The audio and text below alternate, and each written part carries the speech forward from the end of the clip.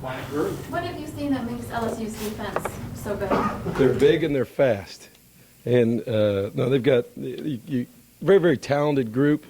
You combine that with the fact that they're very, very well coached. Coach Chavis does a great job with that group. They've got really, really great pass rushers on the edge, and Wingo and Montgomery and Mingo and Montgomery. I mean, those two guys can change a game. Inside, solid players, good size. The linebackers are leading them in tackles. You take a look at the back end, and Eric Reed, as a deep safety, can come out of center field on the perimeter and tackle in space. And Craig Lawson. I mean, they've just got a lot of good players, and you combine that, as I said, with a well-coached defense and great scheme. That's what makes them good. Are they? I haven't seen them play yet. Are they good at disguising their schemes, or are they just worried this is what we're going to do, try to beat us? They're good at. You have to be able to disguise.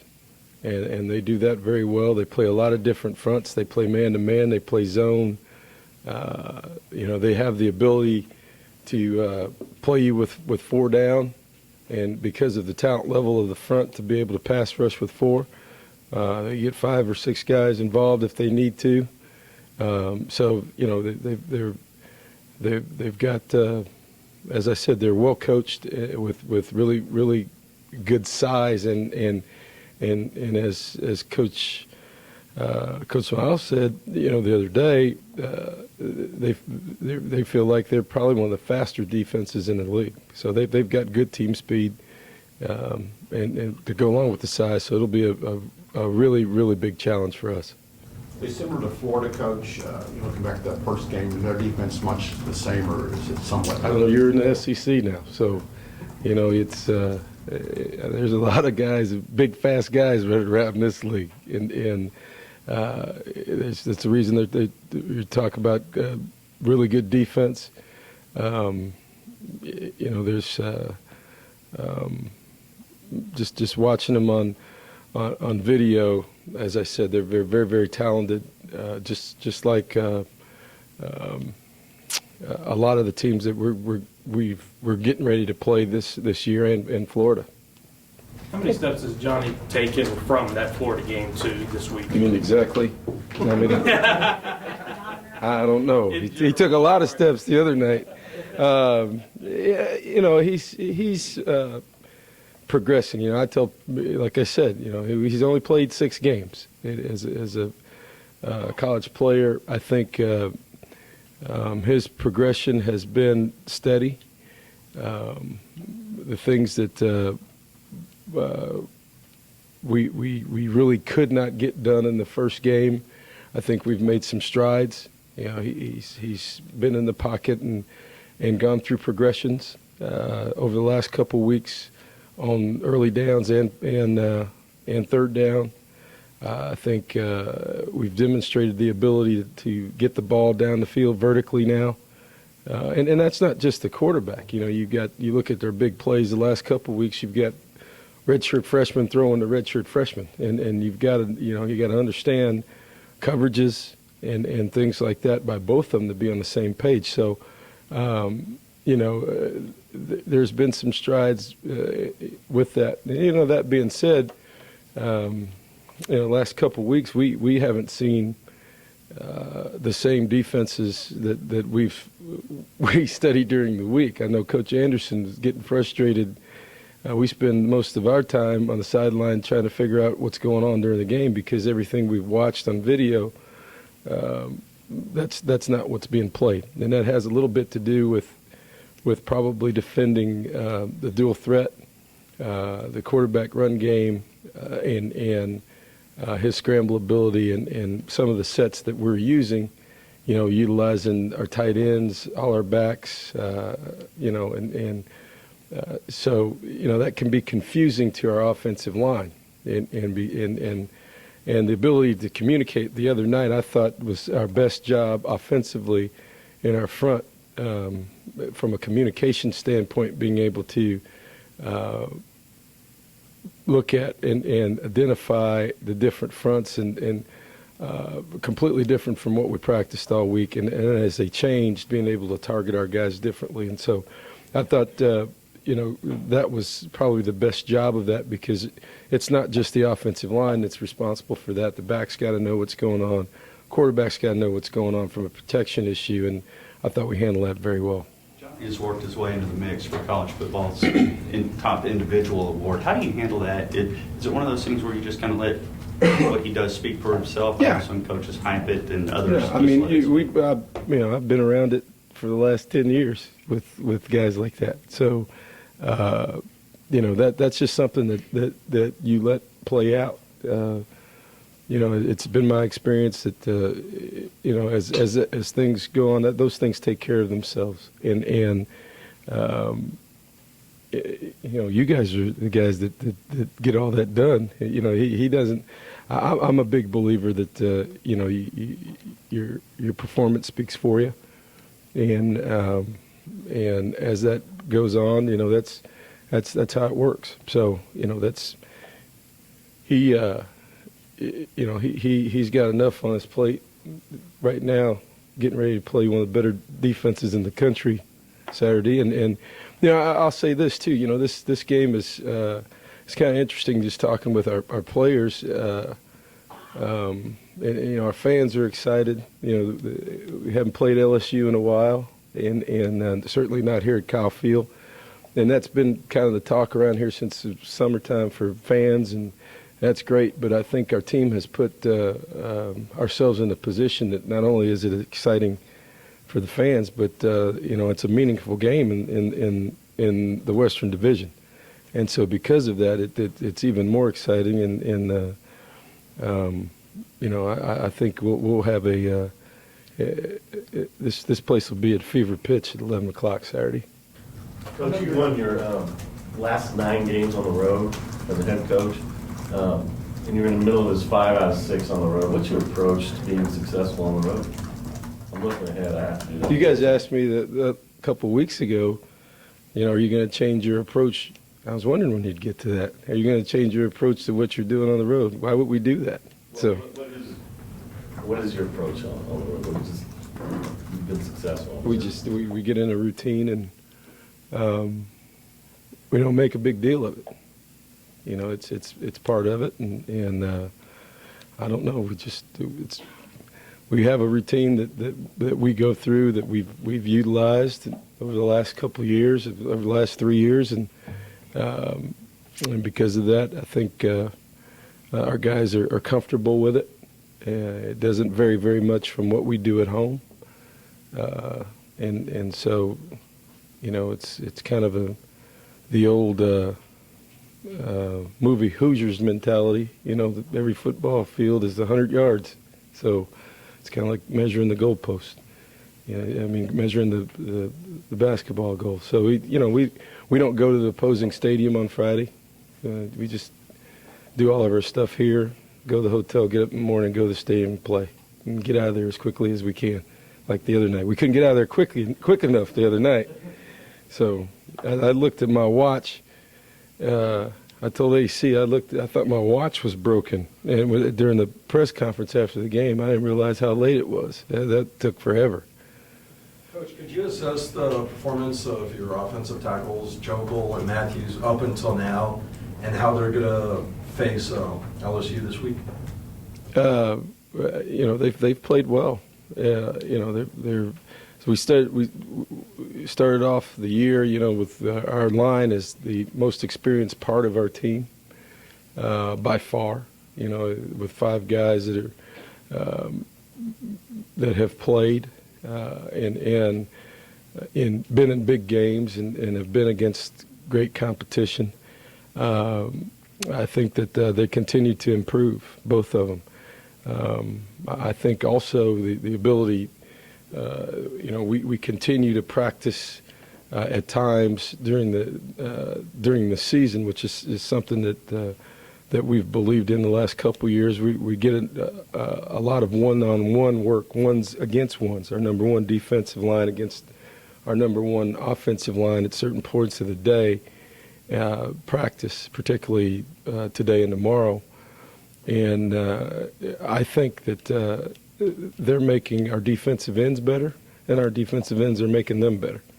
And you know, when you got DeMontre and Julian's getting better, and those guys are pass rushing them, and we're working against each other a couple times a week, at least. Besides the scheme, I think it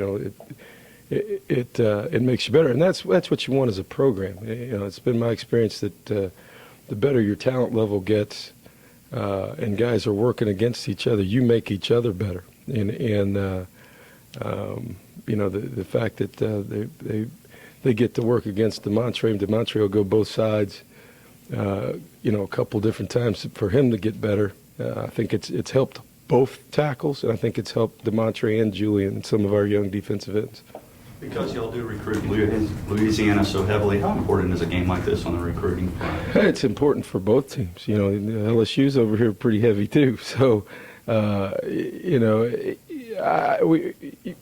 I think us moving to the SEC really helps us because of our expanding our footprint east, and because of the proximity to Louisiana and the two schools. Obviously, there's going to be some guys that both of us are extremely interested in. You know, and I think right now, because we're in the same league, we have the opportunity for maybe some more visits and to get guys on campus and to really have a chance to look at our game day atmosphere and in our university. And so, you know, a game like this becomes great exposure for our university nationally, but also regionally when it comes to recruiting. It's going to be important just because of the proximity of the two schools. Can you say how many recruits you're going to have here on Saturday? I don't know yet. Is it going to be over 100, or I mean, can you ballpark it? Do you know enough yet to ballpark it? It could be. Could be. Because we realize here that winning's a habit. 5 straight wins. You feel like this team is getting into that winning habit that you'd like to see? I hope so. I don't want to be in a losing habit. So, you know, every week's different. You know, the how you feel about how you approach a game and how you approach what you're doing, I think is important. And you know, I think, you know, our guys are starting to understand that, you know, that approach to the game, it doesn't start late in the week, it starts early in the week. And your preparation, like I talked about, the 3 areas of preparation: physical, mental, and emotional. You got to have all three. And you know, that in games that are close, you're going to get tested in all three of those areas. You know, you look at us Saturday, I was wrong after the game when I said we played 15 guys on defense. We played 17. And Ivan Robinson played 1 snap. So I didn't even know he went in the game for 1 snap. So we had 16 guys that played. You know, partially, well, it was due to injuries and suspensions. And so, you know, the ability to get back our suspended guys, the Shazer coming back, you know, a bunch of guys in the secondary to solidify that.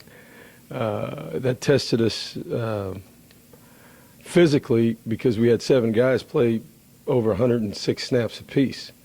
And you know, when that happens, you know, you get out of position a little bit, you get, you know, but those guys never came out of the game. They played and finished in a no-huddle situation. We get our guys back this week, and we'll have a little bit more firepower. We'll be all right. So, you know, for us to come through that game, really looking at it, we played 21 guys on offense and 17 guys on defense. We played 38 guys on offense and defense in that football game with in a 4-hour game. So, you know, to get out of there with the win, get back here, try to get some guys healthy, and be back at home. That's one of the reasons I said after the game, we couldn't get back here quick enough from Shreveport. How will it take to contain that LSU running game, do you think? Florida did a pretty good job of it. I'm sure you saw, some of the things that they did. Yeah, we're gonna have to be pretty good on defense. We're gonna have to, they're going to line up and just like they did South Carolina, they got in 21 and 22 personnel and pounded it at them. And just when you think they're out of running backs, here comes the freshman. And I look at the sheet. I said, boy, that guy looks pretty good size. He's 235 pounds. Where's he been? So, they get one hurt early in the year, and they just keep pulling them out, coming off the sidelines with these running backs, and that's a strength of theirs, and they play to it. You get down in there, you got to stop the run, and the more you're down in there, Odell Beckham's pretty good on the perimeter. So you get down in there with everybody to stop the run. He's fast and talented enough to get over the top on you. So they're a talented football team with good schemes on both sides and play a physical brand of football, and that will be our challenge, much like the Florida game, to answer their physicality and for 60 minutes, not just for 30 minutes or 40 minutes or 45, but for 60 minutes, and that's the style of football they play. Do they use their tight ends in the passing game, or are they mainly in the 22? They use them all over the place. Are they as big as like tackles? No. Not quite that big. No, they've got a couple 335-pound guys. Coach Snyder said last week that one of the big keys was going to be keeping Steven Jenkins and Howard Matthews involved in practice, even though they weren't going to be able to play the game. How do you think those two players responded to that last week?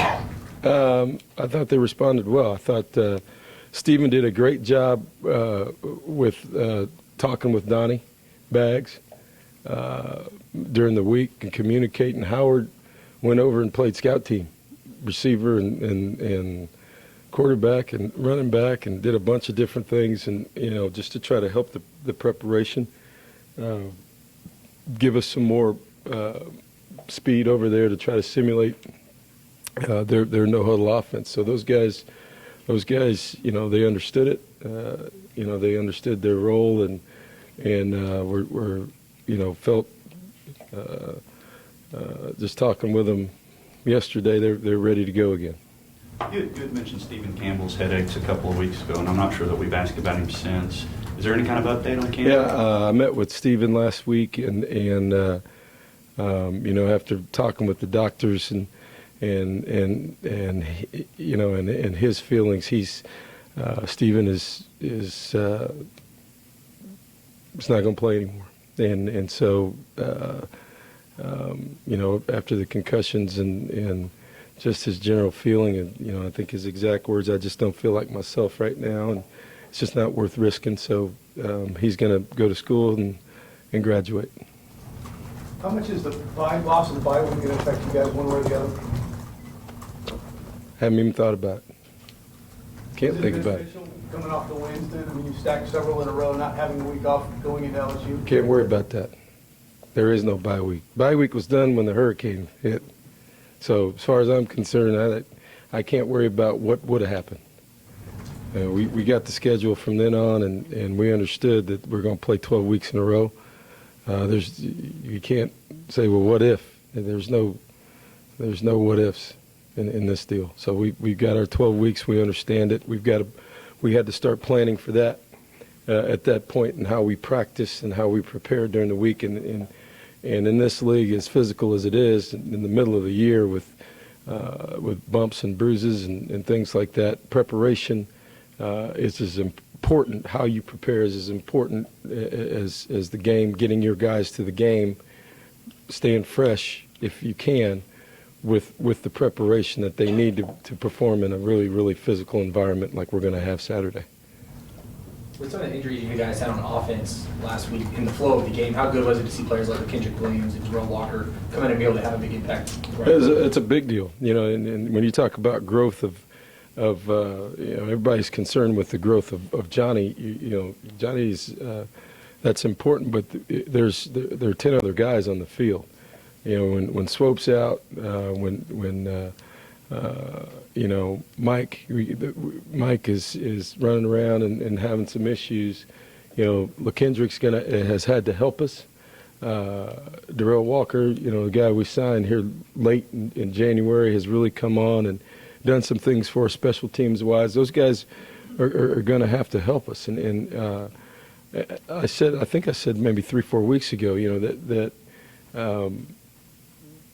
on every team, during two-a-days, you look up and there's people that you have never thought about, or guys in that room that are going to be critical parts of your football team going down the stretch, that you may not even know their name during fall camp. It's been that way forever, and everybody thinks they know what's going to happen, and sure enough, about game just like 6, 7, 8, 9, 10, those guys that's the reason those guys have got to stay involved in practice, got to stay involved in preparation, because you never know when your name's going to get called and when your opportunity's coming. And I was happy for Darrell and that's, I'll say this too, that's the advantage of young guys and new guys being on being on special teams during the year and traveling and playing, because you prepare differently. And then pulling a guy off of a scout team who's over there running on different teams, offense or defense, and all of a sudden you need him. He hasn't been involved in that preparation and seen the game speed, felt the sense of urgency or the pressure to perform over the last couple of weeks. So those guys have been out there. You saw a little Kendrick a couple of weeks ago he was getting some more things done, and we saw him return some kickoffs earlier this year, and we got him in there, and so they're not coming in there cold is what I'm getting at, but for them to perform for us offensively in a situation like that, you gotta like that, because that tells you that we're developing some depth. A couple more. How's Ryan Swope feeling? What can you tell us about his status? He's we'll see today. I haven't seen him today. Because he has had that as a history, is that a little more of a concern when Always. we start adding that? Always. And it's like Steven's deal. We're gonna err on the side of safety, and that was a deal where we took our time with him, with Steven, and sat down with the doctors, and that's nothing that you joke about. We take that very seriously, and so we'll see. That's a day-to-day deal.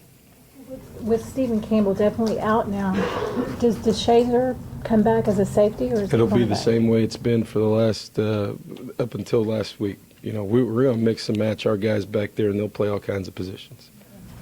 You look at the penalties, Coach, some of that may be because you weren't able to help enough depth, and they had to play so many plays when you reviewed the penalties. No, it was awful, and that's something that we've addressed from the beginning, something that we put an emphasis on, and it's something that we have got to get better and eliminate. As we visited yesterday with the players, and we've talked about it, the personal fouls are inexcusable. That things that are going on that are inexcusable and in some ways very selfish. Some of the other things are going to happen during the course of a football game. But that is something that we are addressing in practice. We have addressed the practice with officials being at practice and dealing with things. But ultimately, you have to be responsible for your actions as a player to your teammates. And penalties extend drives for the opposing team and reduce opportunities for for reduced opportunities for us offensively. And, we could have put the game away a couple times without going backwards offensively or giving them 15 more yards defensively. And that's something that that we've stressed, and it is very disappointing the other night that that's an area that we fell short in. Time for one more. Anything else? Coach, with the way that the season is unfolding, as you mentioned, now that this is going to be a meaningful game, not only, as the way the season was progressing, but now both teams with only one SEC loss, would you consider this a benchmark game in the direction that A&M football is headed? I don't consider any one game a benchmark game. I think they're all important. The more games you win, the more important every game gets. So, if we win this game, you're going to come back and ask me next week, is this a benchmark game? So that's just how it works. The more you win, the more important it is. Is it important? Yes. It's important because it's not only is it the next game, it's an SEC game. It's an SEC West game. So, I think from our standpoint, from a preparation standpoint, in a certain extent, we went into Florida blind, as we hadn't been on the field with an SEC team, as a staff, or and now, having played 3 SEC games and understanding a little bit more about, the speed of the game, what's going on, I think our guys have a little better feeling for what's going to happen. All that being said, this is a different football team. You watch them play. It's a certain style. They're going to make you play physical football for 60 minutes, and like I said, I think we'll have a lot better feel for where we are as a football team around 2:30 Saturday afternoon. Thanks, Coach. Thanks.